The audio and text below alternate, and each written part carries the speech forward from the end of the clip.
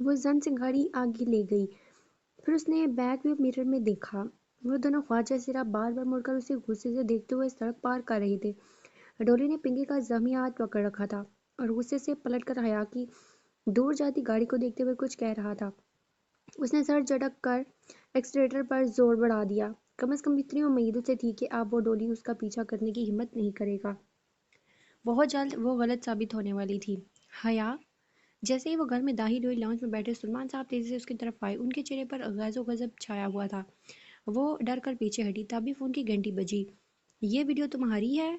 तुम मुजरे करती हो? रोहेल जो सोफे पर बैठा था एकदम उठा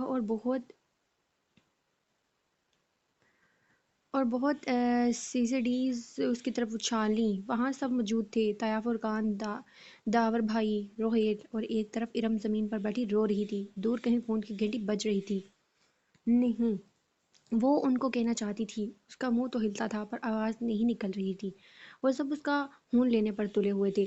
सलमान साहब आगे बढ़े और उसके मुंह पर थप्पड़ मारा। बेहया, इसे थप्पड़ों से मारते हुए सलमान साहब कह रहे थे। उनके लब हिल रहे थे मगर उनसे आवाज़ डोली की निकल रही थी। वह सलमान साहब नहीं, डोली बोल रही थी। डोली, पिंकी बेहया। पिंकी की उंगलियां, फोन की घंटी। वो एक झटके से उठ बैठी। कमरे में अंधेरा था। उसने हाथ बढ़ाकर टेबल लैंप ऑन किया। जर्द सी रोशनी फैल गई। उसने बेहतियात दोनों हाथों से अपना चेहरा छुआ। सब ठीक था। किसी को कुछ इल्म नहीं हुआ था। वो सब एक ख्वाब था। ओह खुदाया, उसका सांस तेज तेज चल रहा था। दिल वैसे ही धड़क रहा था। पूरा जिस्म पसीने से भीगा था। फोन की महसूस टोन उस तरफ बज रही थी। हाँ, बस वो घंटी ख्वाब नहीं थी। उसने साइड टेबल से मोबाइल उठाया और चमकते स्क्रीन को देखा। Private number calling. और फिर उसने फ़ोन कान से लगाया। मेजर अहमद, मैं आपके ऑफिस आकर रिपोर्ट दर्ज करवाने के लिए तैयार हूँ। कल सुबह 9 बजे मेरे घर की बैक साइड पे मौजूद ग्राउंड के एंट्रेंस पे गाड़ी भेज दें, शार्प। ओके, उसे फरहाना लहजे से सुनाई दिया था। उसने आहिस्ता से फ़ोन बंद कर दिया। कभी भी वो किसी लड़के से तनहा नहीं मिली थी मगर ना मिलने की सूरत में वो वीडियो कभी ना कभी लीक। इस खौफनाक ख्वाब ने उसे ये सब करने पर मजबूर किया था। उसे लगा अब उसके पास और कोई चारा नहीं रहा। मेजर अहमद से तो वो निपटेगी। प्लेग्राउंड के गेट के साथ तूत का दरख्त था। वो उसे टेक लगाए खड़ी थी। सुर्ख एयरलाइन कमीज, चूड़ीदार पजामा, ऊपर स्टाइलिश सा सुर्ख स्वेटर जिसकी लंबी आस्तीन हथेलियों को डाम कर उंगलियों तक आती थी, और कंधों पर ब्राउन छोटी सी स्टॉल नवा शॉल। लंबे बाल पीछे कमर पे गिर रहे थे। सर्दी और धुंध में वो मुस्तरब सी खड़ी थी। इरम यार, इसने किसी को बताया नहीं था। ये खतरा इसको अकेले मोल लेना था। उसने बेचैनी से घड़ी देखी। 9 बजने में 1 मिनट था। उसी पल एक कार जन से उसके सामने आई। स्याह पुरानी और किसी बुत की तरह सामने देखता ड्राइवर। वो खामोशी से सर झुकाए आगे बढ़ी और पिछला दरवाज़ा खोलकर अंदर बैठी। उसके दरवाज़ा बंद करते ही ड्राइवर ने गाड़ी भगा दी। तकरीबन 1 घंटे बाद वो सेफ हाउस थी। सफ़ेद दीवारों वाला खाली कमरा, दरमियान में लकड़ी की कुर्सी और मेज़ जिस पर उसे बिठा दिया गया। मेज़ पर सिर्फ टेलीफोन रखा था, बाकी पूरा कमरा खाली था। वो मुस्तरब सी गर्दन घुमाकर इधर उधर देखने लगी। 3 तरफ सफ़ेद दीवारें थी। उनमें से एक दीवार में वो दरवाज़ा था जहाँ से वो आई थी। अलबत्ता चौथे सिमत उसके बिलमुकाबल दीवार शीशे की बनी थी। दरअसल वह शीशे की स्क्रीन थी जो ज़मीन से लेकर छत तक थी।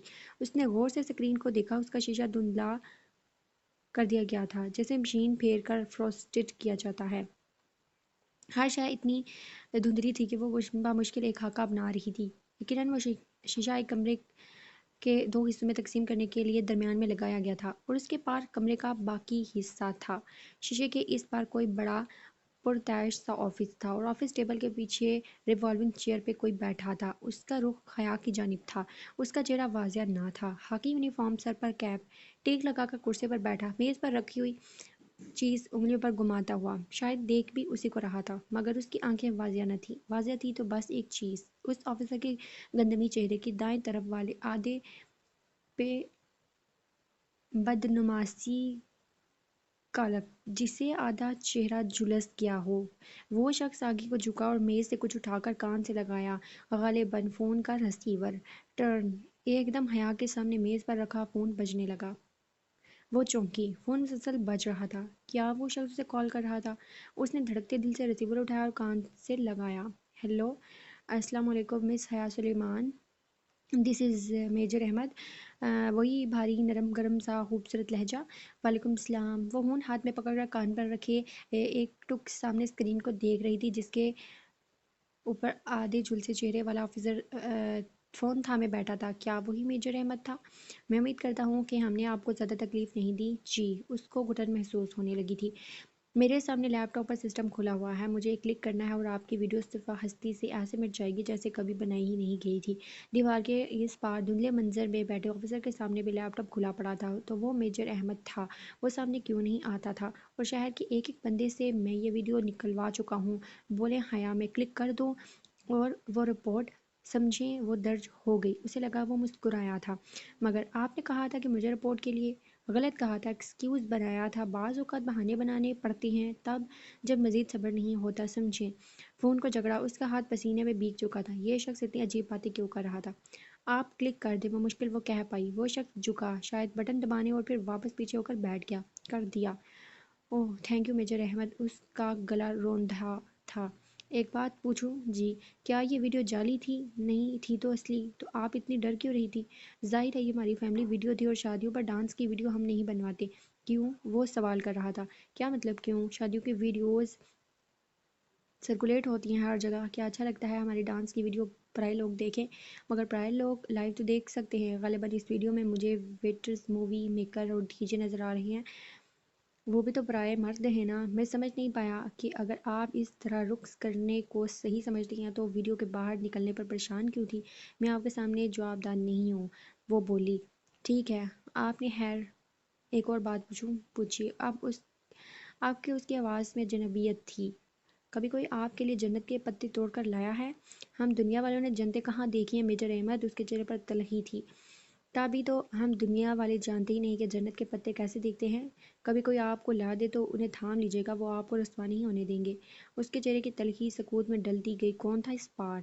आप सुन रही हैं? जी। वो चौंक कर संभली। मैं चलती हूँ। वो रिसीवर कान से हटाने ही लगी थी कि वो कह उठा, एक मिनट, एक आखिरी सवाल करना है मुझे।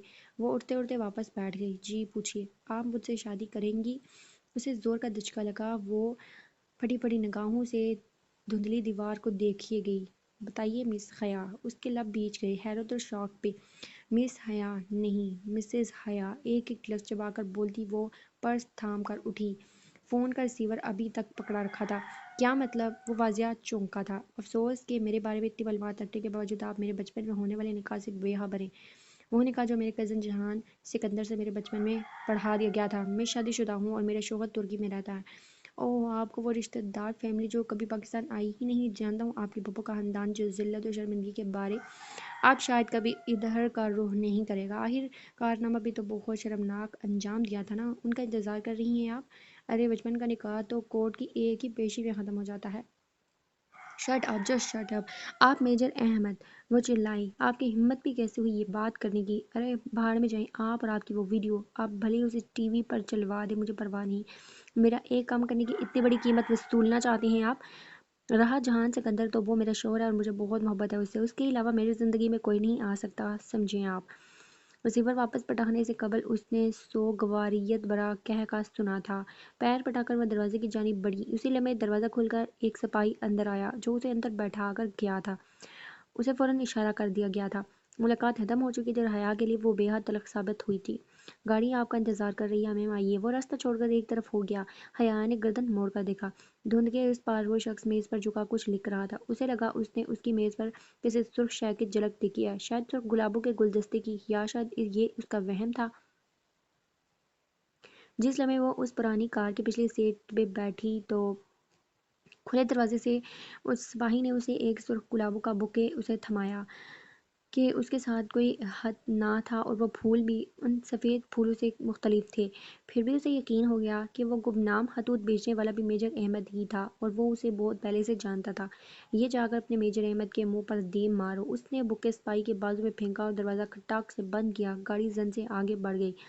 हया शाम में इरम भागती हुई आई। खुशी उसके उंग सुंग से फूट रही थी। وہ ویڈیو اس ویب سائٹ سے ریموو ہو گئی ہے۔ اس نے فرد جذبات سے تقریباً بیک گراؤنڈ سے ٹیک لگا کر بیٹھی حیا کو جھنجھوڑ دیا تھا۔ مگر کیسے ہوا یہ سب؟ اس ویب سائٹ والے کو خوف خدا آ گیا ہوگا، مجھے کیا پتا۔ وہ لاپرواہی سے انجان بنی۔ شاید، مگر اچھا یہ ہوا۔ اور وہاں تمہاری ترکی کی فلائٹ کب ہے؟ پتہ نہیں، پہلے پاسپورٹ تو ملے پھر ویزا ملے گا۔ اس کو ارم کی موجودگی سے کوفت ہونے لگی تھی، کچھ اس کے تاثرات سے واضح ہو رہا تھا، اس لیے ارم جلدی سے اٹھ کر چلی گئی۔ وہ پھر سے سوچوں میں گم ہو گئی۔ میجر احمد، اس کا آدھا چہرہ سامنے نہ آنا، پردے کے پیچھے سے بات کرنا، وہ اس کی وہ عجیب فلسفیانہ باتیں، جنت کا تذکرہ باز پرس کرنا، اور پھر مجھ سے شادی کا سوال۔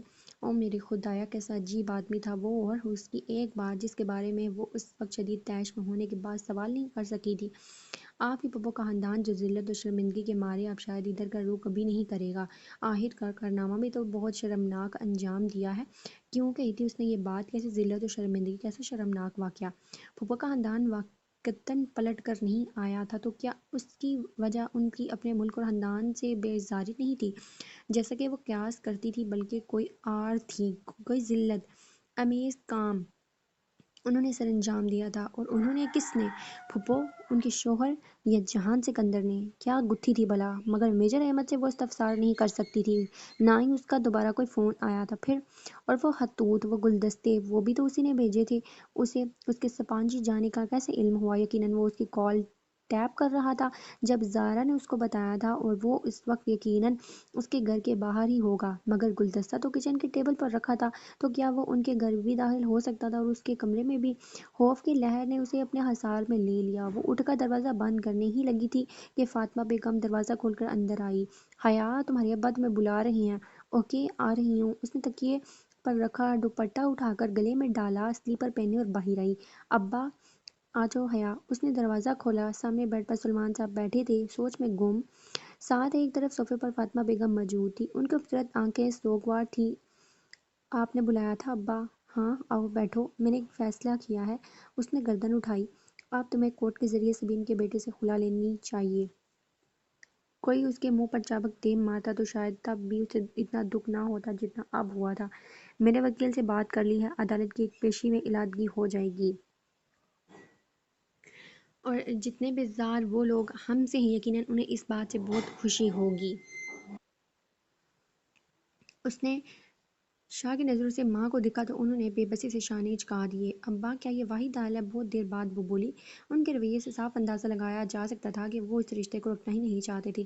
کیا اس کے علاوہ بھی کوئی حل ہے؟ حیات، دنیا کا کوئی باپ اپنی بیٹی کا گھر نہیں توڑنا چاہتا، اور میں کبھی تمہیں یہ نہ کہتا، لیکن کس قیمت پر؟ کس قیمت پر ہم یہ رشتہ نبھانے کی کوشش کریں جب وہ کوئی امید ہی نہیں دلاتے؟ اگر آپ کو واقعی لگتا ہے کہ آپ میرا گھر بسا ہوا دیکھنا چاہتے ہیں تو مجھے ترکی جانے دیں، وہاں میں اس کو ضرور ڈھونڈوں گی اور پوچھوں گی کہ اگر وہ گھر بنانا چاہتا ہے تو ٹھیک ہے، ورنہ مجھے طلاق دے دے، اگر نہیں دیتا تو وہی کورٹ چلی جاؤں گی، مگر مجھے ایک آخری کوشش کر لینے دے پلیز۔ وہ خاموش ہو گئے، شاید قائل ہو گئے تھے۔ ابا، آپ مجھے 5 ماہ کا وقت دیں، اگر اس کے آخر میں بھی آپ کو لگے کہ مجھے خلا لینی چاہیے تو میں آپ کے فیصلے میں آپ کے ساتھ ہوں گی۔ وہ اٹھی اور پھر بنا کچھ کہے کمرے سے نکل گئی۔ وہ لڑکی اسے کلاس کے باہر ہی مل گئی۔ وہ فائلیں سنبھالتی باہر جا رہی تھی جب اس نے حیا کو روک لیا۔ سنیں مس سلیمان، وہ جسے مجبوراً مخاطب کر رہی تھی۔ حیا نے کوفت سے پلٹ کر دیکھا، وہاں خدیجہ رانا کھڑی تھی۔ ڈی جے صرف اس کے فرینڈز نے کہا تھا، وہ اس کی فرینڈ نہ تھی اور نہ ہی بننا چاہتی تھی۔ جی خدیجہ، آپ نے ویزے کے لیے اپلائی کر دیا؟ دراصل میڈم، فرخندہ نے کہا ہے ہم دونوں کو جلد از جلد ویزا کے لیے اپلائی کرنا چاہیے، کیونکہ فروری کے پہلے ہفتے ہم نے اسپانجی کو جوائن کرنا ہے، اور آج 13 تاریخ ہے، ہمارے پاس بس 15 دن ہے، اور ترکی کا ویزا 15 دن میں کبھی نہیں لگتا۔ وہ تیز تیز بولی جا رہی تھی۔ اس کی بات کچھ ایسی تھی کہ حیا کو سنجیدہ ہونا پڑا، ورنہ ابھی تک تو وہ ابا کی کہی گئی باتیں سوچ رہی تھی۔ اوہ، تو تب ہمیں کیا کرنا چاہیے؟ کل ترکش ایمبیسی جا کر ویزے کے لیے اپلائی کرنا ہے۔ ان کا عجیب سا رول ہے کہ ہر روز سب سے پہلے آنے والے 15 امیدواروں کا ہی انٹرویو ہوتا ہے۔ ایمبیسی صبح 7 بجے ہی کھل جاتی ہے اور لوگوں کی لائن لگی ہوتی ہے، اگر ہم 1 منٹ بھی لیٹ ہو گئے تو وہ ہمیں اگلے دن پر ڈال دیں گے۔ سن رہی ہیں نا آپ؟ جی۔ اس نے غائب دماغی سے سر ہلا دیا، پتہ نہیں وہ کیا بولے جا رہی تھی۔ آپ مجھے اپنا نمبر لکھوا دیں تاکہ ہم وہاں جا سکے۔ اس نے بے دلی سے اپنا نمبر لکھوا دیا۔ خدیجہ اسے اپنے فون میں نوٹ کرتی گئی۔ ٹھیک ہے، کل صبح 6:30 بجے تک آپ ڈپلومیٹک انکلو تک پہنچ جائیے گا، میں وہیں ہوں گی۔ اس نے اچھا کہہ کر جان چھڑوانے والے انداز میں سر ہلا دیا۔ اور پلیز دیر مت کیجیے گا، یہ نہ ہو کہ آپ کی وجہ سے میرا ویزا بھی رہ جائے۔ مس سلیمان۔ وہ ناک چڑھا کر یہ جتا گئی کہ آخر وہ بھی خدیجہ رانا ہے۔ کیا کمپنی ملی ہے مجھے، اوف۔ وہ پیر پٹک کر آگے بڑھ گئی۔ ابا کی باتوں نے اسے اتنا ڈسٹرب کر دیا تھا کہ اس وقت ویزا وہ آخری چیز تھی جس کے بارے میں وہ سوچ سکتی تھی۔ رات کی تاریکی کو دکانوں کی دیواروں سے جھلکتی روشنی روشن کیے ہوئے تھی۔ روشنیوں کا عکس سامنے لمبی سیدھی سڑک پر بھی پڑا تھا، جس کی ایک طرف پارکنگ کی گاڑیوں کی لمبی قطار تھی، دوسری طرف ایک چھوٹا سا چبوترا بنا ہوا تھا۔ چبوترے پر دن کے وقت بک فیئر کرسٹال لگا کرتے تھے۔ یہ جناح سپر تھا، سیاہ جیکٹ کی جیبوں میں ہاتھ ڈالے، شانوں پر بڑے لمبے بال لیے وہ سر جھکائے خود فراموشی کے عالم میں چل رہی تھی۔ اماں اور ابا کی کہی گئی باتیں دل و دماغ میں گونج رہی تھیں۔ یہ جہان سکندر کون تھا؟ اس کا من کو کزن شوہر، وہ شخص جس کے خواب اس نے ساری عمر دیکھے تھے۔ کیا ابا اماں نہیں جانتے تھے کہ خواب اگر اپنے ہاتھوں سے توڑے جائیں تو انگلیاں بھی زخمی ہو جاتی ہیں؟ پھر کیسے وہ خود کو زخم دے؟ اگر وہ جہان یا سبین پھپھو کے لیے کوئی انچاہا رشتہ تھی تو بھی ان کو صفائی کا ایک موقع دیے بغیر ہی کیسے خود کو ان سے الگ کر لے؟ وہ سیٹی کی تیز آواز تھی جس نے اسے خیالوں کے ہجوم سے نکالا۔ وہ تین لڑکے تھے، جینز اور جیکٹس میں ملبوس۔ وہ مختلف سمتوں سے اس کی طرف آ رہے تھے، یوں کہ ہر طرف وہیں تھے، گھیرا، تنگ دائرہ۔ جگہ قدرے سنسان تھی، خالی چبوترا تاریکی میں ڈوبا تھا، جگمگاتی روشن دکانیں ذرا دور تھیں۔ اس کا دل دہک گیا، وہ تیزی سے پلٹی، مگر ادھر سے بھی ان کا کوئی چوتھا آ رہا تھا۔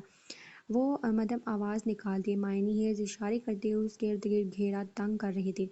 وہ قریب آتے دو لڑکوں کے درمیان سے تیزی سے سر جھکائے گزرنے لگی، مگر دائیں والے لڑکے نے سبک رفتاری سے اس کی کلائی تھام کر اپنی طرف کھینچا تھا۔ ابھی اس کے لبوں سے چیخ بھی نہیں نکلی تھی کہ آگے بڑھنے والا خود بوکھلا کر پیچھے ہٹا تھا۔ ٹن کی زوردار آواز کے ساتھ کسی نے اس لڑکی کے سر پر کچھ مارا تھا۔ مرن جوگے، باجی کو تنگ کرتے ہو، چھوڑوں گی نہیں میں تمہیں۔ وہ اونچی لمبی ڈولی ہاتھ میں پکڑے فرائی پین کو گھما کر مار رہی تھی۔ حیا ہکا بکا رہ گئی۔ جس کو لگا تھا وہ سر پکڑے بلبلاتا ہوا بھاگا، باقی دو بھی ساتھ ہی دوڑے۔ ایک نے ذرا پھرتی دکھا کر ڈولی کو لات مارنی چاہی، ڈولی نے اسے فرائنگ پین کو گھما کر ایسے ضرب دی کہ لڑکے کا گھٹنا چٹک گیا اور وہ لنگڑاتا ہوا بھاگ گیا۔ آئے بڑے سالے ڈولی سے پنگا لینے والے۔ پہلی دفعہ جب اس نے ڈولی کو دیکھا تھا تو اسے کراہیت آئی تھی، دوسری دفعہ خوف، اور اس دن ٹریفک جام میں دیکھ کر غصہ آیا تھا، اور آج کچھ بھی نہیں۔ وہ خاموشی سے تیز تیز سانس لیتی اس کو دیکھ رہی تھی۔ چھوڑو جی ان کو باجی، ان کا تو کام ہی یہی ہے۔ میں بھی بڑی دیر سے میں ان کو تاڑ رہی تھی، مجھے کیا پتا تھا کہ اپنی باجی جی کو تنگ کر رہے ہیں۔ آئی بڑے۔ وہ پوری بات سنے بغیر پلٹ گئی، سینے پر بازو لپیٹے سر جھکائے تیز تیز قدموں سے چبوترے کی جانب بڑھنے لگی۔ ایک خواجہ سرا کے ساتھ رات کی اس پہر سڑک پر کھڑے ہونا درست نہ تھا۔ ارے باجی جی گل تے سنو۔ وہ اس کے پیچھے لپکا۔ حیا چلتے چلتے رکی اور پلٹ کر سنجیدگی سے اسے دیکھا۔ کیا ہے؟ اس کا مووی چہرہ دکانوں کی زرد روشنی میں دمک رہا تھا۔ ہائے ربا باجی تسی کتنے سونے ہو۔ اسے کراہیت آئی نہ خوف، بس چپ چاپ اسے دیکھی گئی۔ شکریہ کہہ دو باجی، شکریہ۔ اور کچھ؟ تسی تے ناراض ہی ہو گئے۔ ڈولی تم کیوں ہر جگہ میرے پیچھے آتی ہو؟ ہاں تو ٹینشن تو نہیں دی نا تانوں، ہمیشہ مدد ہی کیتی ہے۔ تمہیں کس نے کہا ہے میری مدد کو؟ کس نے تمہیں میرے پیچھے لگایا ہوا ہے؟ بولو، جواب دو۔ ڈولی کا منہ آدھا کھل گیا۔ کسی نے نہیں۔ بڑی دیر بعد وہ دکھ سے بولا، مجھے آپ اچھی لگتی ہو اس لیے آپ کا خیال رکھتی ہوں، آپ کو برا لگتا ہے تو نہیں آؤں گی۔ اسے لمحے حیا کا فون بجا۔ اس نے چونک کر ہاتھ میں پکڑے موبائل کو اٹھایا، اس پہ پرائیویٹ نمبر لنک کر رہا تھا۔ وہ پیر پٹک کر چبوترے کی طرف آئی اور پاؤں لٹکا کر بیٹھ گئی۔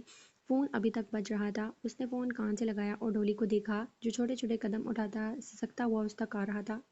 ہیلو مس حیا، کیسی ہیں آپ؟ وہ میجر احمد تھا۔ ڈولی آہستہ سے اس سے ذرا فاصلے پہ چبوترے پہ بیٹھ گئی۔ خدا کے لیے مجھے فون مت کیا کریں، اور یہ جو بندے آپ نے میرے پیچھے لگائے ہیں نا، ان میں سے ایک ایک کو خون کر دوں گی میں، اور اس کے ذمہ دار آپ ہوں گے۔ میں شادی شدہ ہوں اور جلد ہی اپنے شوہر کے پاس چلی جاؤں گی، میرا پیچھا چھوڑ دیں، سمجھے آپ؟ مزید کچھ سنے بغیر اس نے فون رکھ دیا۔ ہاں تمہارے اس میجر نے بتایا نہیں تمہیں؟ اسی نے میرے پیچھے لگایا ہے نا تمہیں؟ اللہ پاک کی قسم لے لو جی، مجھے کسی میجر نے نہیں بھیجا، میں خود آتا ہوں، اللہ کی قسم۔ میں کسی کو جا کر آ کی باتیں نہیں بتاتا، مجھے بڑا پیار ہے جی آپ سے، قسم سے۔ وہ لب بھیجے اسے دیکھتی رہی۔ کچھ تھا اس میں پراسرار خوف زدہ مگر ترہم و ترہم آمیز۔ ٹھیک ہے ٹھیک ہے، مت رو۔ میں جی بڑا پیار کرتی ہوں آپ سے، اس لیے آتی ہوں، پر تسی تو الزام لگا رہے ہو۔ اچھا اچھا، ناؤ اسٹاپ اٹ۔ وہ چپ چاپ بیٹھا اسے تکتا رہا جبکہ وہ خلاؤں میں گھور رہی تھی۔ تسی جا رہے ہو کہیں؟ حیا نے چونک کر اسے دیکھا۔ تسی فون میں کہیاں نا، اس نے وضاحت کی۔ ہاں میں یورپ جا رہی ہوں، وہ جہاں امریکہ ہے۔ انگریزی فلموں والا وہ رونا بھول کر خوشی سے چہکا، شاید وہ واقعی ایک عام خواجہ سے رہا تھا یا پھر کوئی بہت بڑا مکار اداکار۔ ہاں وہی، اس نے تردید کی۔ ادھر کون ہے جی؟ میرا شوہر رہتا ہے ادھر۔ وہ آپ سامنے روشن دکانوں کو دیکھ رہی تھی۔ کیسا ہے جی تہاڈا شوہر؟ میں نہیں جانتی ڈولی، اگر میں جانتی ہوتی تو ادھر نہ بیٹھی ہوتی۔ تم دعا کرو ڈولی وہ مجھے مل جائے۔ وہ آنکھوں کی نمی چھپاتے ہوئے اٹھ کھڑی ہوئی۔ ڈولی نے سر اٹھا کر دیکھا، انگلی کی نوک سے آنکھوں کے کنارے صاف کرتی ہوئی سڑک کی جانب جا رہی تھی۔ ڈولی کی آنکھوں میں بے پناہ اداسی آئی تھی۔ خدا کرے وہ تمہیں کبھی نہ ملے حیا سلیمان، خدا کرے تم مجھ سے مایوس ہو کر جلدی واپس آ جاؤ، خدا کرے تم ادھر جا ہی نہ سکو۔ وہ تیز تیز قدم اٹھاتی آگے بڑھی تھی جب اس نے ڈولی کو یہ کہتے سنا، مگر نہیں، وہ ڈولی کی آواز نہیں تھی، وہ کسی مرد کی آواز تھی، بھرپور، خوبصورت اور اداس، ایسی آواز جو اس نے پہلے کبھی نہیں سنی تھی۔ وہ میجر احمد کی آواز سے زیادہ خوبصورت تھی اور اس میں جہان سکندر کی اجنبی آواز جیسی بے روحی بھی نہیں تھی۔ اس کے قدم زنجیر ہو گئے تھے، تیزی سے اس نے گردن موڑی۔ دور اندھیرے میں چبوترا خالی تھا، وہاں دور دور تک کسی کا نام نشان نہیں تھا۔ زندگی میں پہلی بار اس کے اندر ڈولی سے دوبارہ ملنے کی خواہش نے جنم لیا تھا۔ اسے جاننا تھا کہ ڈولی کون ہے، کیا ہے، کیوں ہے۔ اس رات وہ مشکل سے 2-3 گھنٹے سو سکی تھی، پھر فجر کی اذان سے بھی پہلے تیار ہو کر وہ ڈپلومیٹک انگلیو پہنچ گئی کہ خدیجہ کی بار بار کال آ رہی تھی۔ شکر ہے آپ آ گئی۔ خدیجہ اسے باہر ہی مل گئی، اس کی اینک کے پیچھے چھپی آنکھیں فکر مند لگ رہی تھی۔ حیا سادہ شلوار اور سیاہ جیکٹ میں ملبوس تھی، لمبے کھلے بال کانوں کے پیچھے تھے۔ خدیجہ وہ خدیجہ تک آئی تھی۔ اب کدھر جانا ہے؟ اندر۔ یہ شٹل لے لیتے ہیں، یہ ٹرکش ایمبیسی تک پہنچا دے گا۔ تبھی ایک عمر رسیدہ صاحب اور ہاتھوں تیزی سے شٹل کی طرف بڑھتے دکھائی دیے۔ میری چھٹی حس کہہ رہی ہے کہ یہ انکل آنٹی بھی ٹرکش ایمبیسی جا رہے ہیں۔ حیا جلدی کریں، ہمیں پہلے 15 منٹ میں ہی یہ کام کرنا ہے۔ وہ حیا کا ہاتھ پکڑ کر جلدی سے آگے بڑھی، پھر خیال آنے پر پوچھ لیا، اندر آئی ڈی کارڈ سے انٹری ہوگی؟ آپ آئی ڈی کارڈ اور پاسپورٹ لائی ہیں نا؟ اور حیا کا دماغ بکس سے اڑ گیا، وہ رات اتنی ڈسٹرب تھی کہ بھول ہی گئی۔ پاسپورٹ تو مجھے آج ملنا تھا، وہ تو ابھی بنا ہی نہیں۔ خدیجہ منہ کھولے ہکا بکا اسے دیکھ رہی تھی۔ نہیں، آئی ایم سوری میں اور Khadija I am really sorry, میرے پاس پاسپورٹ نہیں ہے۔ اس کا سر گھومنے لگا تھا، وہ اتنی بڑی غلطی کیسے کر سکتی تھی؟ آپ کے پاس پاسپورٹ نہیں ہے تو آپ بہت کیوں آئی ہیں؟ ہاں آپ کی وجہ سے میرا اسکالرشپ بھی رہ جائے گا، اتنا احساس ہے آپ کو؟ یہ پھٹ پڑی تھی، اور حیا جو اتنی مغرور اور خود پسند لڑکی تھی، جس کی شخصیت اسے لباس تک ہر شے پرفیکٹ ہوتی تھی اور جس کے مثالیں اس کے کلاس والے دیا کرتی تھی، وہ ایک دم رو پڑی۔ آئی ایم سوری خدیجہ، میری کچھ پرابلمز ہیں، میری لائف بہت ڈسٹرب ہو گئی ہے۔ وہ جلدی سے بے اختیار امڈ آنے والے آنسو صاف کرنے لگی۔ It's okay Khadija, I am sorry, مگر آپ جائیں، میں کل ٹرائی کر لوں گی۔ خدیجہ کچھ لمحے خاموش کھڑی رہی، پھر آہستہ سے بولی، لائیں اپنا آئی ڈی کارڈ مجھے دیں۔ جی، اپنا آئی ڈی کارڈ مجھے دیں اور آپ واپس جا کر پاسپورٹ آفس سے پاسپورٹ اٹھا لیں۔ امید ہے آئی ڈی کارڈ سے انٹری ہو جائے گی اور ہماری باری آنے تک آپ واپس پہنچ جائیں گی۔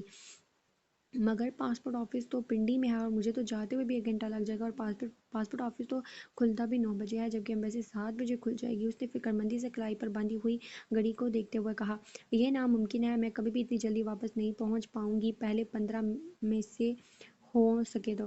حیا، میں نے زندگی میں ایک بات سیکھی ہے کہ انسان کو کوئی چیز نہیں ہرا سکتی جب تک وہ خود نہ ہار مان لے۔ آپ ابھی سے ہار مان لینا چاہتی ہیں؟ لائیں آئی ڈی کارڈ دیں مجھے، آنٹی انکل سے پہلے پہنچنا ہے۔ وہ اس کے ہاتھ سے کارڈ کھینچ کر اس طرف دوڑتی چلی گئی۔ اس نے آنکھوں کے کنارے صاف کرتے ہوئے گھڑی کو دیکھا، کیا اس کا ویزا لگ جائے گا یا ڈولی کی دعا پوری ہو جائے گی اور وہ کبھی ترکی نہیں جا سکے گی، اسے کبھی جہان سکندر نہیں مل سکے گا؟ مگر خدیجہ نے کہا تھا انسان کو کوئی چیز نہیں ہرا سکتی جب تک کہ خود ہار نہ مان لے۔ اس نے سوچا وہ اتنی آسانی سے ہار نہیں مانے گی۔ بے دردی سے آنکھیں رگڑ کر وہ گاڑی کی طرف لپکی تھی۔ بہت رش ڈرائیو کر کے وہ پنڈی آئی تھی۔ تقریباً 1 گھنٹہ اس کو بند پاسپورٹ آفس کے باہر بیٹھنا پڑا۔ ادا کر کے 9 بجے آفس کھلا تو وہ اندر بھاگی، شاید اس کی ہمت دکھانے کا صلہ تھا۔ 10 منٹ بعد وہ اپنا پاسپورٹ لیے آفس کی بیرونی سیڑھیاں اتر رہی تھی، تبھی کسی غیر شناسا نمبر سے اسے کال آئی۔ اس نے کسی خیال کے تحت فون اٹھا لیا۔ हेलो हया, मैं हदीजा बोल रही हूँ। मेरा फ़ोन तो बाहर भाई के पास है क्योंकि एम्बेसी के अंदर फ़ोन की परमिशन नहीं है। एम्बेसी के गार्ड से फ़ोन लेकर 100 मिनट करके कॉल कर रही हूँ। वो एक ही सांस में तेज़ तेज़ बोल रही थी, आप किधर हैं? बस मुझे पासपोर्ट मिल गया है, मैं आ रही हूँ। मेरी एंट्री हुई, उसने गाड़ी में बैठकर चाबी घुमाई। शुक्र है मैंने तेज़ भागकर उन अंकल आंटी को क्रॉस कर लिया। मैं 14 नंबर पर थी और आपकी भी एंट्री करवा दिया। आपका 15वां नंबर है। ओह शुक्र, लेकिन उन्होंने उन अंकल आंटी को रोक रखा है कि अगर आप ना आई तो उनका इंटरव्यू हो जाएगा। और वो आंटी मुसलसल तस्बीह पढ़ रही हैं। हया, आप जल्दी आ जाएं। मैं आ रही हूँ, बस अभी ऑफिस टाइम है ना, तो ट्रैफिक बहुत हैवी है। बहुत जल्दी से आ जाएं बस। आप ये बार बार पूछ रही हैं कि मेरी दूसरी साथी किधर है? बस थोड़ी देर और। उसने एक्सेलरेटर पर दबाव बढ़ा दिया। ट्रक हसब मामूल फंसा हुआ था। बेपना रश, हरन का शोर, बंद सिग्नल। वो बार बार फिक्रमंदी से कलाई पर बांधी हुई घड़ी देखती और फिर सुस्त रवि से चलते ट्रैफिक को। वो मुश्किल मरी रोड से निकल पाई तो सुकून का सांस लिया। मामूल की चेकिंग के बाद वो 11 बजे तक उस ओपन एयर लाउंज में पहुंच पाई जहां हदीजा थी। मखसूस तुर्क ब्लू आई एवल ब्लू और तुर्की के नक्शों से वो लाउंज सजाया गया था। हदीजा एक सुबह पर मुंतजर परेशान बैठी थी। उसे देखते ही उठ खड़ी हुई। शुक्र है आप आ गई है, उन्होंने सबके इंटरव्यूज रोक रखे हैं, पहले हमारा होगा। अच्छा, मगर क्यों? लेकिन क्यों का जवाब सुनने का वक्त नहीं था और फिर उनका इंटरव्यू के लिए कॉल कर लिया गया था। वो हुई शक्ल सा तो डिप्लोमेट उनके इंतज़ार में बैठा था। वो हदीजा के आगे चलती हुई सामने हुई और अपनी फाइल शीशे की खिड़की के सुराख से अंदर कर दी। उसका दिल जोर से धड़क रहा था। अगर उसका वीज़ा मुस्तरद हो गया तो।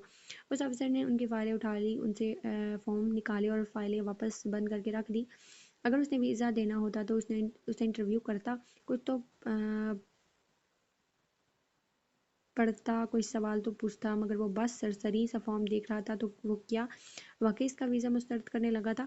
फॉर्म में एक निगाह दौड़ाकर उसने सर उठाया और संजीदगी से उन दोनों को देखा जो बिना पलक झपके सांस रोके उसको देख रही थी। आप किधर थी? मैं इतने दिनों से आपका वेट कर रहा था। उसने साथ ही मेज़ पर रखा एक कागज़ उठाया। मुझे स्पाजी यूनिवर्सिटी ने ये लिस्ट भिजवाई थी, इसमें आपके नाम है ताकि मैं आपका वीज़ा लगा दूँ। खैर, वीज़ा कल तक स्टैंप हो जाएगा। आप में से कोई एक कल आकर दोनों पासपोर्ट पिक कर ले, शाम 4 बजे तक। राइट? राइट। फ़र्ज जज्बात से उनकी आवाज़ निकल नहीं रही थी। दिल यूं धड़क रहा था जैसे अभी सीना तोड़कर बाहर निकल आएगा। वो जैसे ही उसके ऑफिस से निकली, एक साथ ही रुक गई और एक दूसरे को देखा। आई एम सॉरी हया, आई एम सॉरी हदीजा। बेक वक्त दोनों के लबों से निकला और फिर वो दोनों हंसते हुए एक दूसरे के गले लगी। भला आखिर उसे यकीन आ गया, हाँ वो वाकई तुर्की जा रही है, वो भी बुरे 5 माह के लिए। वो तुर्की जहाँ वो रहता है, वो जो हमेशा से उसके दिल के साथ रहा था।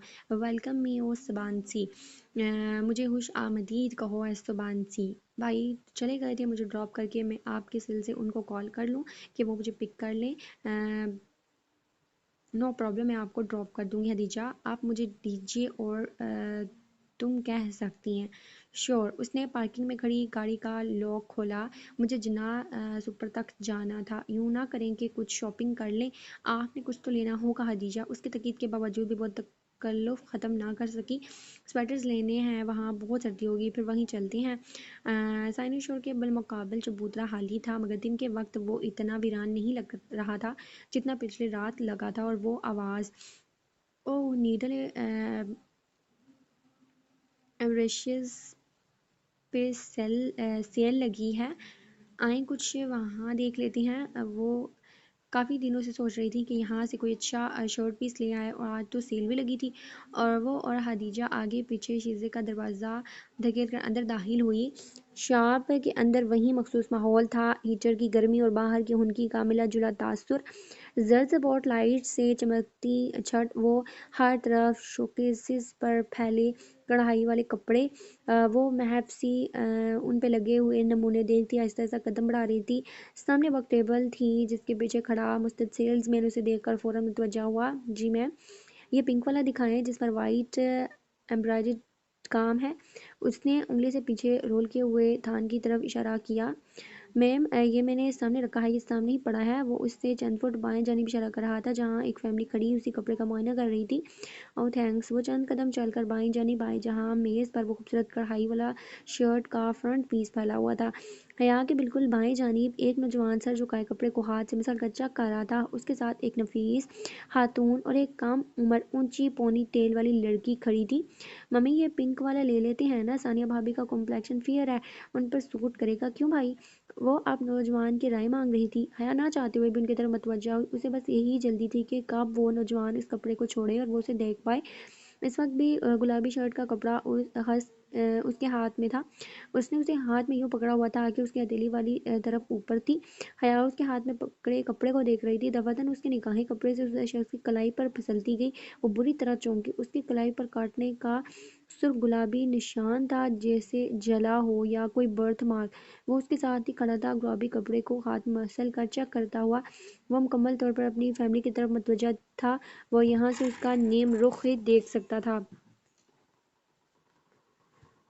وہ دراز قد تھا، رنگ صاف اور آنکھوں پر فریم لیس گلاسز تھیں۔ چہرے پر متانت اور سنجیدگی تھی۔ جینز اور جیکٹ میں ملبوس تھا۔ حیا نے دوبارہ اس کے ہاتھ کو دیکھا جس میں اس نے کپڑا پکڑ رکھا تھا۔ اسی پل اس کی بہن نے وہ کپڑا نرمی سے اپنی جانب کھینچا۔ گلابی ریشم اس کی ہتھیلی سے پھسل گیا۔ اب اس کی انگلیاں سامنے تھیں، جن کے اوپر پوروں کی قدرتی لکیر پہ بھوری سی لکیر پڑی تھی۔